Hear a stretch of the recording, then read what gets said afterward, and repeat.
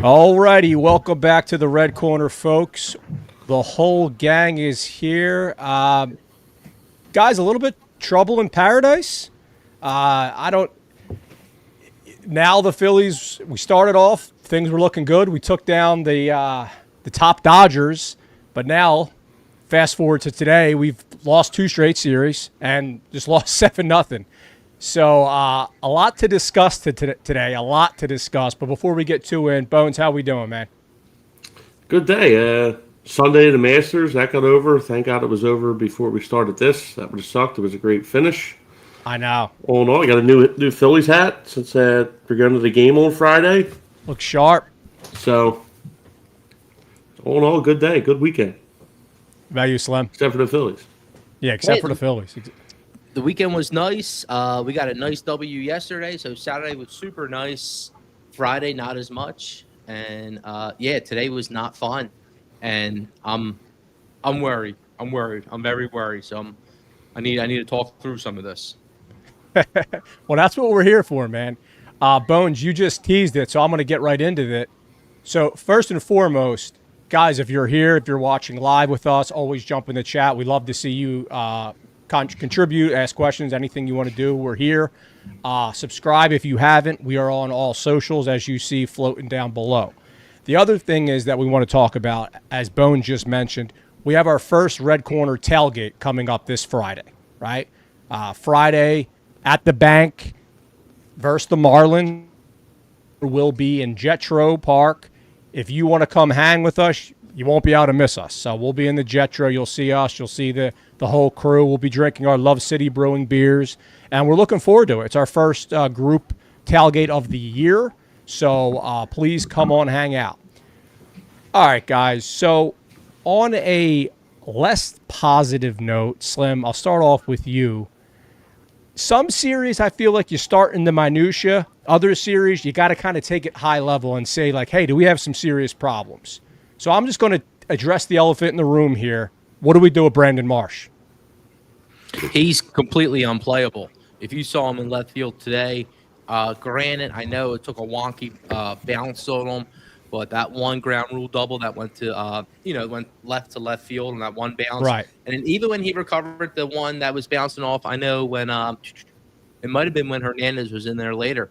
These balls are bouncing around on the corner, and ones where you would usually, run athletically, just pick it up on one little scoop or whatever. You saw he was doing like a Schwarber Castellanos, like huddling around the ball, picking it up. So that was really seeing his posture out in left field today was really my final straw. You guys know the stats. He's batting 111 at this point in the season.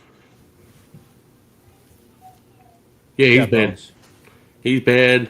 Bones playing bad. And so far, it hasn't I don't think it's really affected Bones' play defensively, but it looks like it's getting to Marsh. Something's got to be done. It's bad because, like Chris alluded to it a few weeks ago when this stuff was happening, but they were getting by with the Rockies, and he was kind of on alert then, so that was a good call by him. Very good. I just thought it was, and then they beat the Dodgers, but it didn't look. It was like the pitching was there. It wasn't really the bats that did it for them. So they go scoreless in 2 out of the 3 games versus the Cardinals this weekend. Colorado was only the ones worse this weekend because they didn't score a run all weekend. So that's trouble. And they're the worst offense in baseball. And thank you. So that's where the Phillies. I think there were 2 for 17 with runners in scoring position. Brutal. This year. Absolutely brutal. And to be honest, I don't even think 17 is a lot. So clearly nobody's getting on base because after they had the hit today, they went 20 up, 20 down. So it was tough to watch.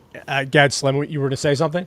Today was real bad with just getting the 3 singles, I think is what we ended up with. But thank you, Bones, because I was going to talk about that fool's gold a little bit more, but you already touched on it.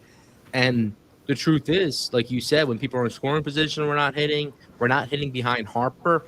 That's another trend that we're seeing happening.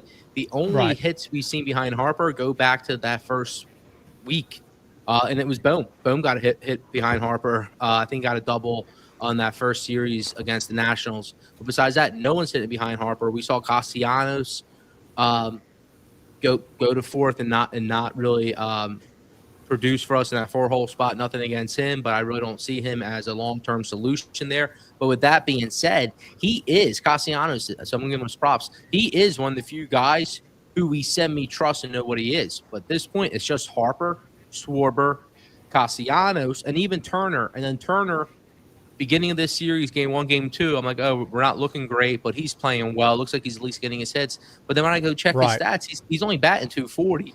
So he's really not in like this great groove either. But he's still like fresh air compared to the rest of this lineup. So we only got about playing 4 good guys. defense too. He's been playing good defense, and I'm fine with him. I have confidence in him. There's only really 4 guys I have confidence in. And then the next question, I'll bring it to you guys, is this whole outfield dilemma. Last year, so when we talk about last year, we talked about the 5th hole spot.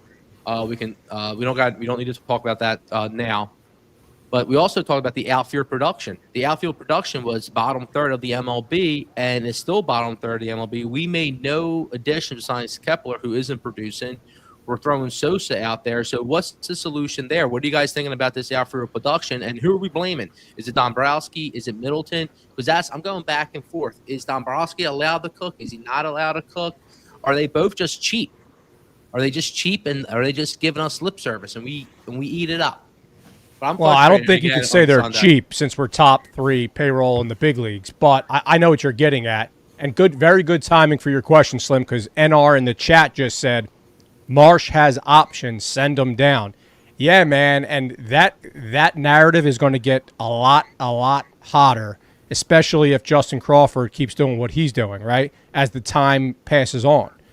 So, Cat Bones. Before you go, under Crawford, he was playing in left field today. So, something to keep an eye out on. They're giving him looks playing left field. I think he only played there like 3 times so far in the minors. Can't be a coincidence. Nope. And when it comes to spending money, you're right. We have spent money, but a lot of this money was spent like 3-4 years ago when we made that initial investment in Harper. Then we got Schwarber and Castellanos. And Castellanos is a right-hand and Turner. And Castellanos is a right-hand bat right now who can't 100% protect Harper either. So I'm not sure. I mean, he's really good. Or he's good, he's fine, but we need like a second Nick Castellanos type dude, because Kepler doesn't seem to be yet. Slim, I think you hit it perfectly. I couldn't have said it any better. What Castellanos is, we know who he is, and there's value in that, right? We don't know who Marsh is. We don't know who Rojas is. We don't know who Kepler is, right? But knowing who you are when you're on a World Series run, you can't have 3 question marks in your order. You can't. So we're gonna have to make changes, and we're not being the hot takey guys. We're just watching the game, right? Kepler has been, he was batting like 198 himself. So he started hot too. Yeah, you can't have 3 guys in the lineup starting with their average starting with a 1. No, you can't. No, you can't. What I'm afraid of is that the trade market probably won't really open up till we get closer till the end of June, beginning of July, right? Like, I don't see teams being willing to get rid of anybody because everyone's still in the hunt.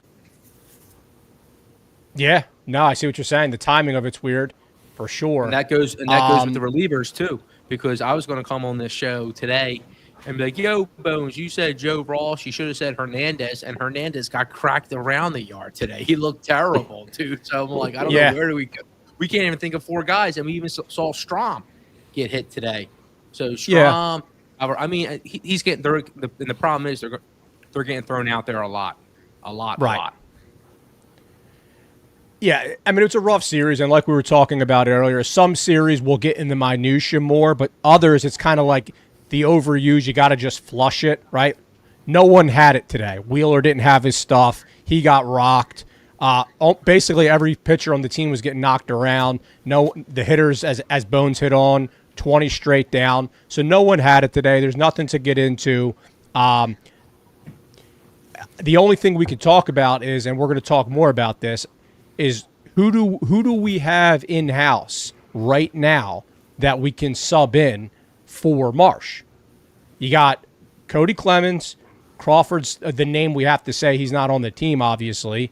And then who else? Rojas. Like, what are we going to do? I think we have real issues because even when we saw Sosa out there, he was a little. I'm not sure if we're going to see Sosa again back out there or not, but even his arm didn't look like he had the arm to play out there. Right, Sosa too. Good call. Watching the game last night, you start thinking about Arenado and these Hensley trades, and I really couldn't think of anything to get it done because any trade, I don't know who would want Bohm back in return, and then I don't know if Bohm can play any other positions. I think it's comical that we had a guy, Pat Burrell, who was slow as molasses.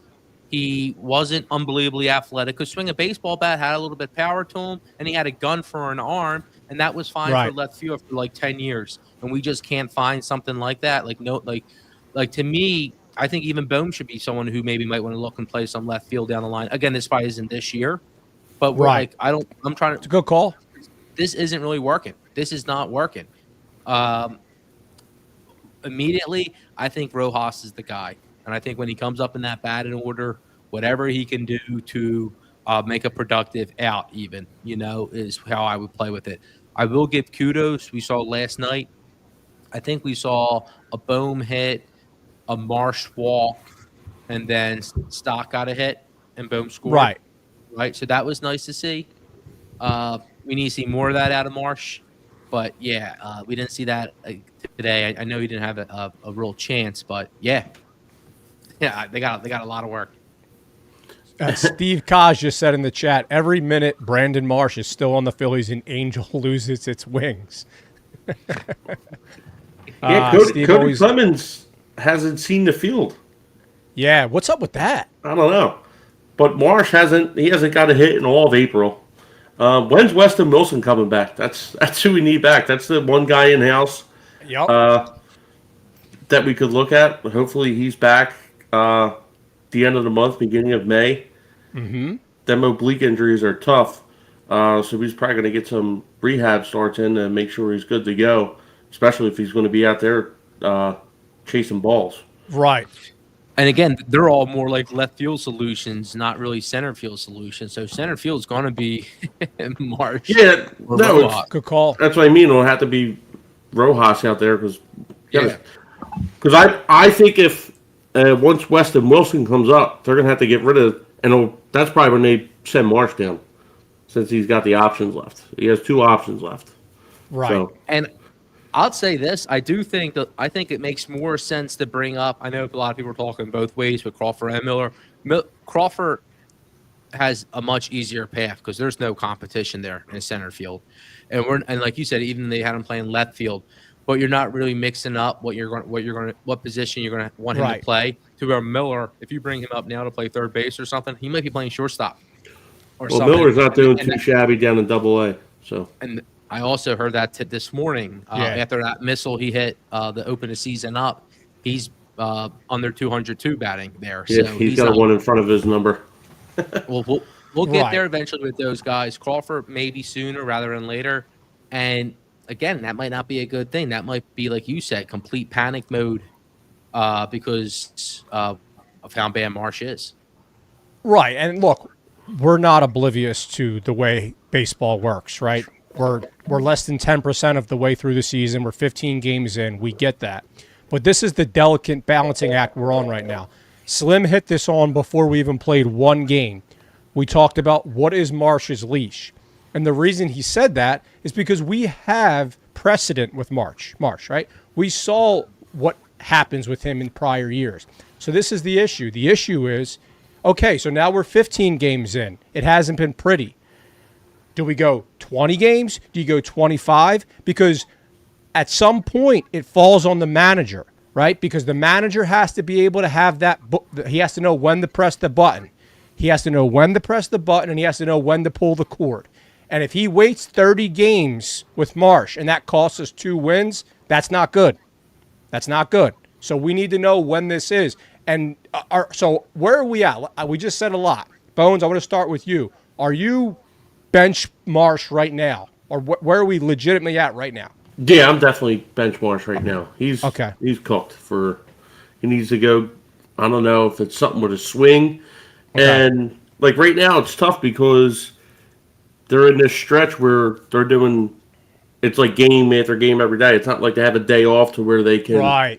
Good figure point. something out. I mean, they can only do so much in video, and then I guess like in the cage. But he needs like a day to where it's just like focused straight on hitting, not getting ready for a game, Yeah. and doesn't have that all this week. That's not until next week, so it's a tough stretch. But yeah, I'm on benching him now but Weston Wilson, once he comes back, I believe Marsh will go down, and that'll be good for him.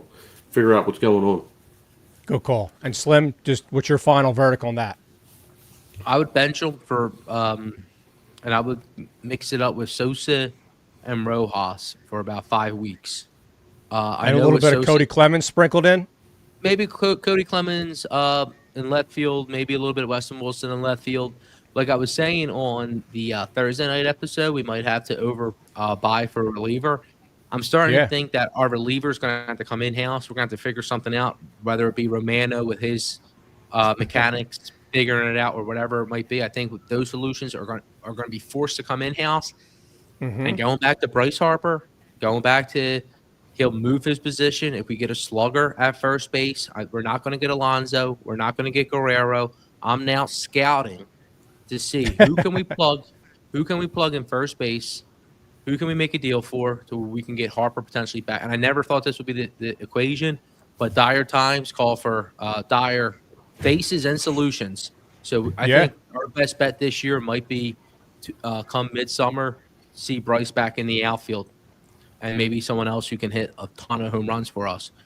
And if not, this whole lineup thing. What are you guys making of the lineup? I know we sent the over under. I think of 2.5 or 3.5 leadoff hitters. We've seen 3 leadoff hitters.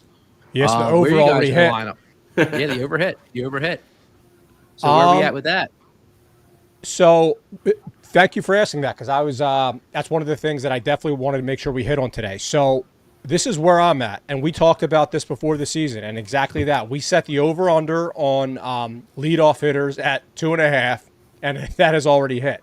So I think personally, if the struggles continue, the headlines, and I said this before, are going to be what I'm calling playing musical lineups, right? He's changing the lineups every other day. So I think that's going to get ugly quick unless we can settle this in. I feel like we're not going to be settling it in because he's going to keep moving it until players start feeling comfortable, Hopefully they get comfortable in this little home stand we have coming up this week. But I see him moving it until people start hitting. And right now, and unfortunately, the lineup we had today I actually liked with Turner leading off or Schwarber leading off. I want to see Turner, Schwarber, and it's never going to happen because he doesn't want to do it. But again, I think, man, it would be great. It would be cool to see Harper lead off with Schwarber right behind him. Yeah. And again, we're not in May yet, but I think we're going to have to start getting creative or something because today was terrible, 100%. man. Three singles is terrible against Liberace. Was that who was pitching today? Liberace? Like I said the other day, the Phillies don't fare well against pitchers that they've never seen before. Right. They haven't fared well against starting pitchers, right? Yeah, starting pitchers all year, just feasting on the bullpen. But we talked about it during the off season when we first started this shenanigans. Kevin Long was brought back for one reason. We thought that was to get Juan Soto. Obviously, we didn't get him. So when's he get cut? Because he'll get cut before Rob Thompson gets for sure cut. So when's that happen? When's he start getting blamed? Because it's been going on for years, and all we hear is this guy's the best hitting coach in all of baseball. Bingo. Well, last few years he hasn't showed it. Because even we didn't make any coaching changes this offseason, like you said with Kevin Long. And you know what? I believe in him. Some of us thought he was going to be the heir apparent to Topper. And a little part of me tells me, and you mentioned this last week about how the expectations and the standards might be different for um, Schwarber, Harper, Castellanos. It does. Yeah. Do we have a little bit of a boys' club, and does Bohm have a little bit of a right to be like, "Yo, guys, like I'm not that much younger than you, even though my swagger might be different or something along those lines." It does seem like we have some kind of weird tension in there that would make for a good book if somebody had the true story about what's going on in that locker room. You're saying maybe it gets a little clicky in there? I think it gets a little. I can see it getting clicky. I can see it and with Kevin Long being involved because Kevin Long, they come from the Yankees, Nationals. all that stuff. Even look who's on our. I mean, I love Cody Clemens, but I know Kevin Long, Roger Clemens, Cody Clemens. I think they're all still real tight too. And with that being said, they've done no favors for Cody Clemens. Putting him in, was it today? Was like a smack in the face to get that at bat. I know. All right, guys. So a lot of great conversation there. Let's just put a pin in that for now. Chat. I see you, Marlique. I see you, Josh, Nick, Cos. We're going to get to your questions. A lot of great activity going on. But let us transition here. Oh yeah. So we could talk on Wheeler. We're good on that. Let's transition here to Feel the Love. We'll talk about that at the end because we're getting a little bit close to the 50% mark here. Let's transition here to my favorite segment here at the Red Corner Podcast, Love City Brewing, Feel the Love. So this is our first tailgate coming up where you will see us supporting our beer partner here in Love City, drinking their beers this Friday. So every week, every Sunday, we do the Love City, Feel the Love segment. And Bones, I'm going to start with you. Who are you feeling the love for this week? I'm feeling not much to feel love for this week, but yeah. I'm going to go with Jose Alvarado. He's been electric so far this year. We had Austin Riley talking about him the other day. There's guys up there throwing 100, and he's coming in with a curveball at 86 miles an hour. It's tough to hit, and he has been tough to hit all year. 13 strikeouts and 7 innings of work. Gave up 1 run, 3 saves, and he is number 1 on the ESPN Cy Young predictor list for right now. Ahead of Robert Suarez and his teammate Jesus Luzardo. That's funky. Yeah, so that's why I feel the love for the week. He's leading. He's leading us. He has 2 Field of Love crowns so far. Good call. Where are you at, Slim? So it was hard to pick. And but I'm feeling the love. I got a lot of love for this past Friday. We saw two of our big names that are going to be helping us this summer. Suarez made a start, and Painter made a start. Painter, real fast. He hit about 100 miles per hour. When he comes up, he's going to give us all types of flexibility. Most likely in the starter role. I can't see him coming out the bullpen. But my oh my, if he does come out the bullpen, especially in September, holy crap! But now, what I really, really love, and I'm waiting to see what this creativity and this flexibility is going to look like, is with Ranger Suarez. I had my my trepidations about him going back to the bullpen, but you know what? Again, dire times. We need solutions. Suarez is going to be able to help us with depth there, and we might see him split games with him and Walker, maybe both doing that whole long-term relief thing. Or if we really, really need it, if Walker's fine, Painter's fine, and this is late in the season, Suarez can go back into that bullpen, and he can really, really help solidify that bullpen. Because our relief issues, I think, are going to have to be solved in-house. And I don't see no one in the minor leagues. I don't see Hernandez doing it. I don't see Joe Ross doing it. I think we're going to have to go back to Suarez and say, yo, Suarez, we love you. We're going to let you start some games. But if this little hybrid with you and Walker don't work, we may need to call on you to come in the bullpen. And it's nothing against you. We just need to win now.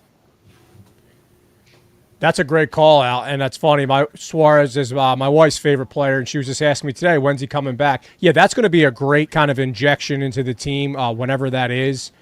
He's looked good so far down there, so let's hope that continues. Great call out for Ranger. Before you go, under Painter, I seen on Twitter people were giving him shit. Oh, he gave up 2 runs. Everybody's just worried about how he threw it 100 miles an hour. Apparently, it was like 2 bloop singles, and then the bullpen came in because he was at his limit. It was at his maximum pitches that he was going to throw. I guess they let him finish out the batter because the pitch count was almost 35. He wound up throwing 37, and then they gave up the run. So, right. So he probably wouldn't even have let them up if he was sitting there, basically. Yeah. All right, cool. So my field of love for this week, and we already touched on this guy, and this is similar to my Taiwan Walker. This is a positive energy sending his way. Cody Clemens. He was our guy to make the final roster spot on the team, right? We were all pumped up for him, excited. And here we are, 15 games into the year. The guy has less than 5 at-bats. So that's a little bit disappointing. So I'm going to feel the love for him. Hopefully with some of these struggles going on in the roster, Cody gets some important opportunities because he showed last year that he can step up in big at-bats and deliver. So I'm feeling the love for Cody, and let's see if he can get in there and prove that he deserves some of these at-bats. All right, Slim, you hit on Wheeler, and that's 100% right. We need to hit on that. That would have been malpractice if we didn't. But we have a lot of good chat stuff I want to hit on right before we get into Wheeler. First thing, we got a little Slim love in the chat here. Marlik is just saying, yo, Slim. So that's yo, cool. What's up? Yo, Malik was one of Slim's passengers today. He's a great dude. Cool. We're going to be connecting. Yeah, we're going to be connecting this summer. Hopefully we can talk and get some stuff working for some of these some give back to the community, some for the children. So the Red Corner, we hear you. We're always intertwined with the kids and the camps. We're going to be doing a bunch of stuff, and yeah, I'm excited. Thanks for dropping in, Malik. What's happening, my man? Shout out to you, Marlik. Next one up is Josh here saying the Phillies vibe is off. They need somebody to be a spark plug to hype up the team. Slim was just hitting on this with Ranger. You guys think that's a good spark plug? Yeah. Yeah. I think he's going to come back, and it's getting in that. He gets in that feel. I don't know, like the rest of the pitchers that we have, just like Sanchez, he'll be able to get it up. But I don't know, man. They might need to make a trade. Something got to be done. They need a spark plug from somewhere else, I think. They definitely need a trade, but I don't think there's going to be any real trades going on for at least a couple more months here. How do we get a spark plug for tomorrow? Because we're playing the Giants, and the NL West has been the best division in baseball. And we're going to hit on that, but you're 100% right. We got a couple of quick ones here. This is a funny one. So Nick in the chat says, can we host an Invincible-style tryout for central fielders? Does Philly have another Vince Pampali in them? I'll tell you what, with some of these Marsh struggles, I've been looking at my glove in the corner of my room staring at me thinking, do I need to put the cobwebs off that? Woo! Bones, what do you think? You think you got a couple innings left in you? I don't know. I think I teed off on Eddie enough last year in Cooperstown, so I think I ran my course. One and done? Yeah. But Nick, you hear great question. You hear back in the day about these open tryouts. The Phillies used to have them, and you would hear about neighborhood good guys going and trying out. And they all, I knew about three to five guys who tried out for the Pirates as well as the Phillies, and they all came back with the same story. I would have made the team if I got a chance to hit. They don't even get a chance to hit because we're looking for guys who are conditioned and can field. And for sure, the guy who would win that, if we had a Vince Papali invincible tryout, the guy who would win, his name's Rojas, and he's on the team. So how about we just play Rojas for 5 weeks and see what it looks like? There you go. And then one other quick one here from Steve Kaz is saying concerns about Bryce's arm in the outfield coming off the big injury years back. That would worry me about re-injuring. Yeah, good point. But the batting, we can't be batting. Our outfield production is like 27th, 28th, 29th, and it was like that last year. So and right now we have Sosa out there with his spaghetti arm. I haven't seen any of these, or he might not be getting back out there again, but we're seeing guys not making plays with their arms anyway. I don't want to hear that stuff about Harper coming back from surgery when he got Shohei Ohtani, who's had Tommy John twice. He's getting ready to pitch this summer. Good call. It's true. All Well, we right, don't Slim. have. I just remember Go ahead. watching the Mets last year. Their right fielder Tyrone. What was his last name? Defensive specialist. He was making. Their right fielder was making plays in dead center field as if he was the center fielder. He was all over the place. I'm upset that his last name's excuse me, but that's exactly the type of defensive guy we need out there. We'll follow up with that for sure. All right, so guys, Zach Wheeler. Let's talk about him. Tyrone right? Taylor, right? Tyrone Taylor. That's exactly right. So Zach Wheeler. Today he made his 4th start, and it was definitely his worst. And refresh my memory here. He's definitely had 2 not good outings, 1 really good one, and 1 average one for him, right? Is that safe? Is that a fair characterization of his 4 starts so far? Yeah, but I think last week that one was it? No, it was this week, right? Against the Braves. Yeah. Is that the one you were talking to? Not so good start. Right. Yeah, mean, today obviously for that was- one. Yeah, blame the outfield for that one because Yeah, that's true. But he still That play's didn't get the made. job done. no. But if that play's made, it changes the whole course. That's important. That's an of important the rest of the caveat. game. You're right. You're 100% right. So I put that last loss on the outfield. This one, he just didn't have his stuff. But he didn't have, like you said, he didn't have his stuff the other night. But they would have won that game if. Well, the wasn't for home that. runs is the thing that I'm getting at, right? Yeah, that's the theme. Home yeah. run given up in every game so far this Right. year. So Looking that's like Aaron that's Nola. the. You're concerned with that, Slim? Yeah, I'm concerned because if you look at his game logs, he kind of fits the exact trend of the full goal that we're talking about. Completely dominates Washington, completely dominates the Rockies. No doubt we play Atlanta, and that was a wonky loss for that due to the Sosa, Rojas, blunder. So I'm with you guys on that. With that being said, he didn't help himself out right after that. But again, I'm not going to blame him for that. And then we had today's. So again, we have a mixed batch of what Wheeler, if you look at his starts, pretty much just gives you a summary of what's going on with the Philly season, really. So hopefully he gets back on track. It seems, as of now, I would say he's less Cy Young worthy and more, just really, really, really, really, really good. Right.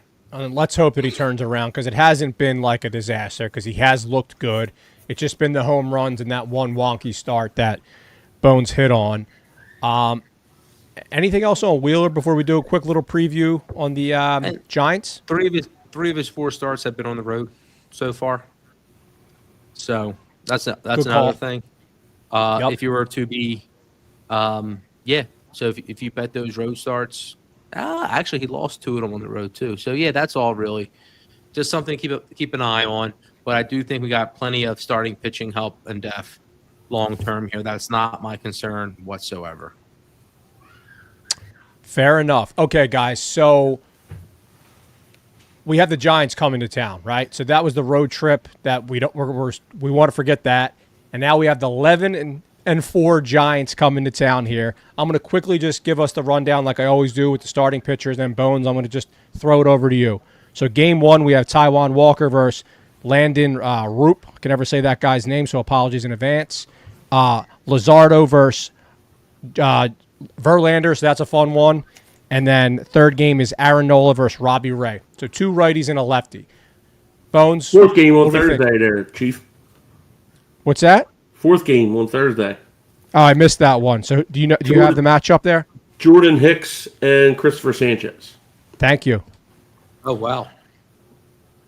So it's a nice 4-game series. Don't really know much on this guy, Roop, but we got another Taiwan start. Giants are one of the hottest teams of baseball, like we talked about.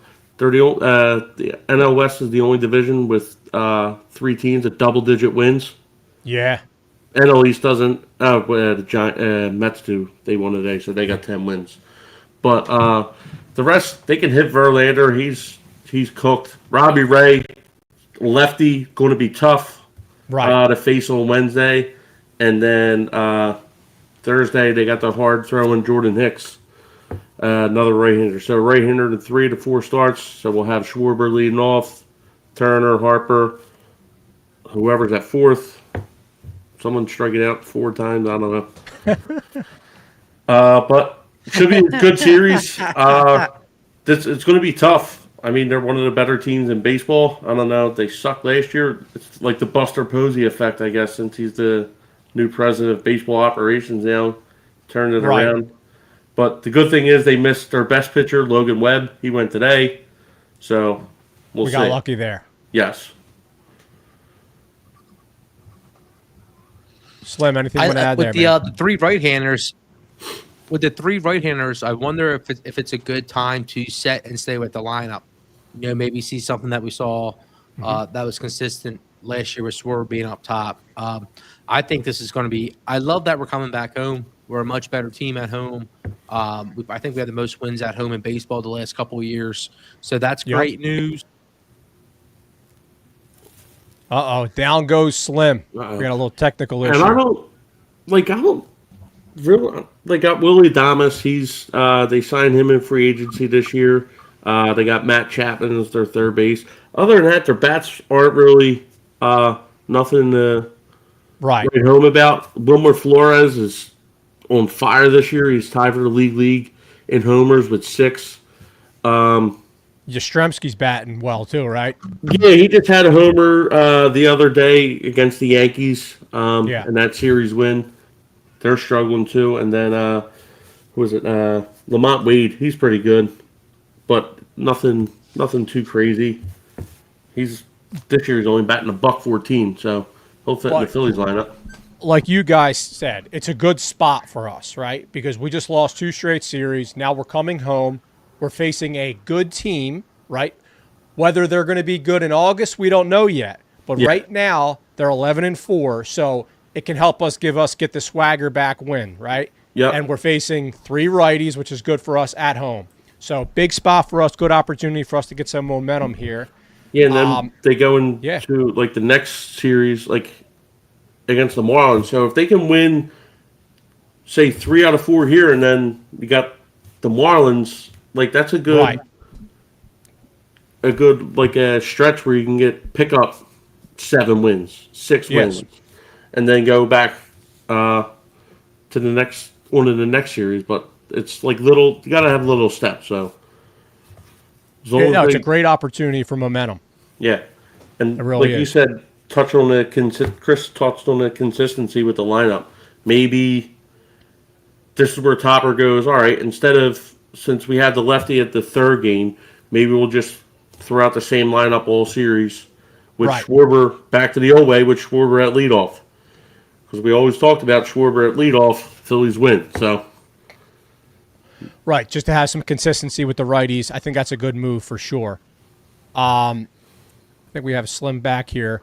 We're back. Guys here, we're back, baby. Welcome back. Perfect timing. We got perfect timing for the transition here. Guys, we teased this segment last week over the weekend, and now it's official. So this is Around the Corner. This is where Bones cooks. This is where he goes around the league and gives us some updates on anything he wants to hit on. So, Bones, floor is yours. So I just talked about in the preview of this Giants series, the NL West, they got 3 teams with 10 wins. It's them. Yeah. It's the Giants. It's the Padres, and it's the Dodgers, right? Mm-hmm. And we're not even talking about the Diamondbacks yet, who are going to be there, one of the top teams. That division, ridiculous. Yeah, and then you got the Rockies, the worst team in baseball. But this is going to be a good measuring stick for the Phillies. And then also Chris's boy, Mike Trout. Everybody's throwing shade at me on Twitter.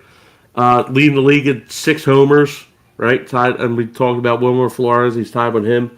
And then another guy who's always hurt, along with Mike Trout, George Springer, batting .400 this year. Ridiculous. For the division lead in Toronto Blue Jays, who just re-signed Vladimir Guerrero to a 14-year deal, $500 million. Didn't think he was going to get that. There was rumors he wanted to go to Boston. Well, they ended that. They just signed him this week to that. And Chris's boy, Michael King, complete game shutout today. Said he sucks. He gets that, and then Well, Justin is around the Steele. corner. Is around the corner him Bone just throwing shade at Slim? What's going on? No. It just happened to pop up this way. All right. God, it's your segment. Go ahead. Yep. But the other one, last one, the league leader in wins, Justin Steele for the Cubs, who were in first place in the Central, just went down with Tommy John surgery. He's going to miss all this year and next year. I missed that. Yep. So Wow. that's another team who's going to be looking for a big-time starter, and it'll be one of the guys that the Phillies face in their next series after the Giants, Sandy Alcantara. Mm-hmm. Maybe, hopefully, the Cubs trade for him by Friday, so we ain't gonna face him. Right, get him out of the division. But other than that, nothing else going on. Too crazy in baseball so far. I think I hit on it. Rockies only team this weekend to not score a run all weekend. So right. What's his Yeah, name? Slim. Got destroyed last night again. Dodgers 16-0. Yeah. Right, so he got beat up again. He got beat up again. Yeah. The Phillies made him look like Cy Young. The Dodgers struggles are making me feel a little better about ours, though. Right, so the Dodgers I think they started 8-0 or something. They went 3-5 after that. It was funny. Yep. Before the season, there was a bet. Race to 10 wins. Who's going to be the MLB team to get the 10 wins? Now, the Cubs and the Dodgers played 2 games before anyone else, and the Dodgers got out to a 2-0 lead, and this number was still posted. This is what it was. The Dodgers plus 200 and something to be the first team to 10. Everyone else was like plus 1,000 or more.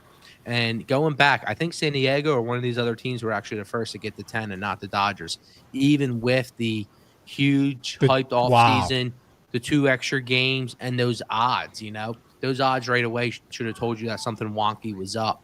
I was looking at the stats this morning, and that popped up in my head as something I remembered.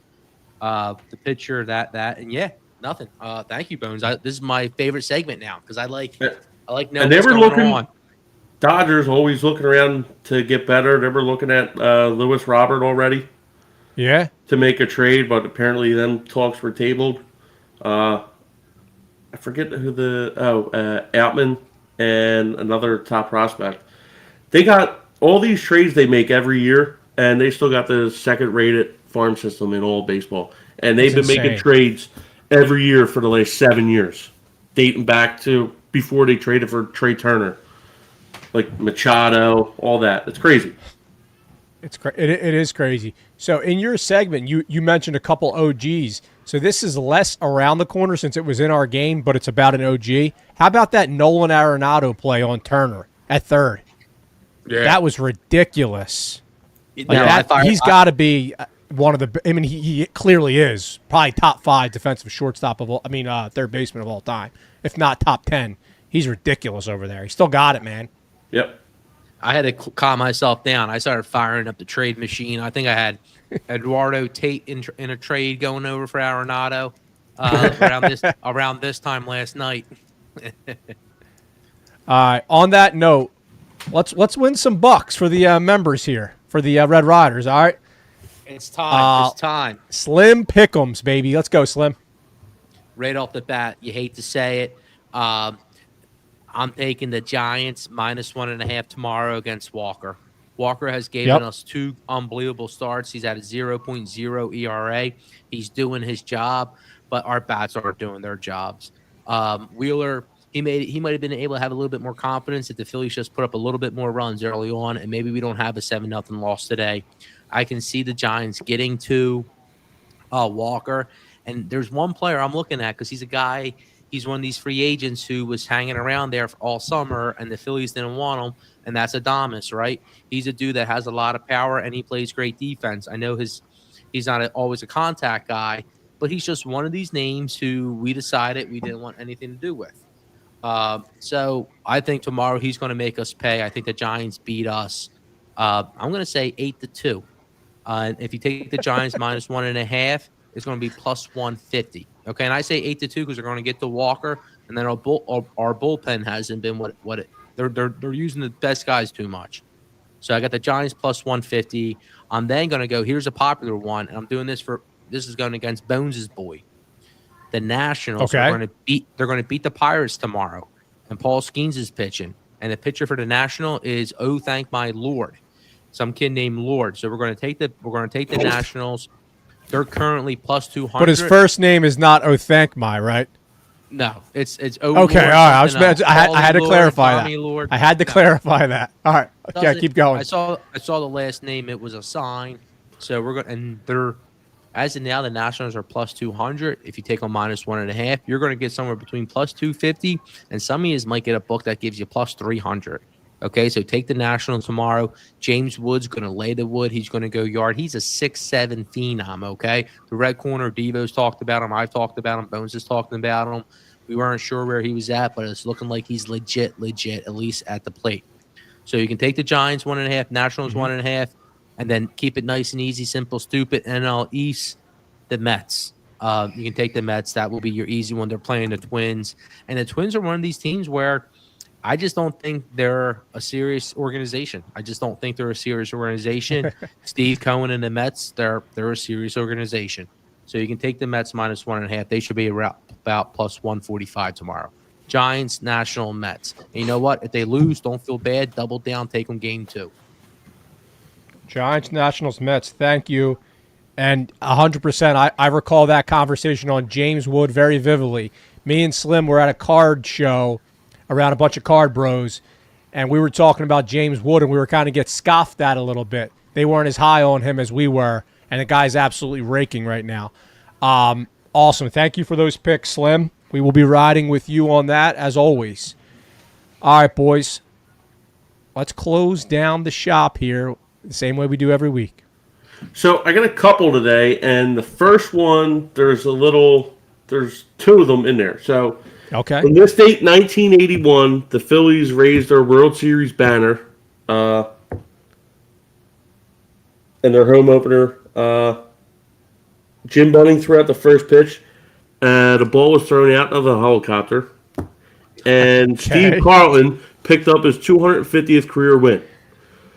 We all know Super Steve, greatest left-handed pitcher of all time, and Philly great. And that was over the Pittsburgh Pirates. I got one. And that's when they weren't nothing to slump about back. Right. And then also on this date, 2009, our senior year in high school, Harry Callis passed away. Wow.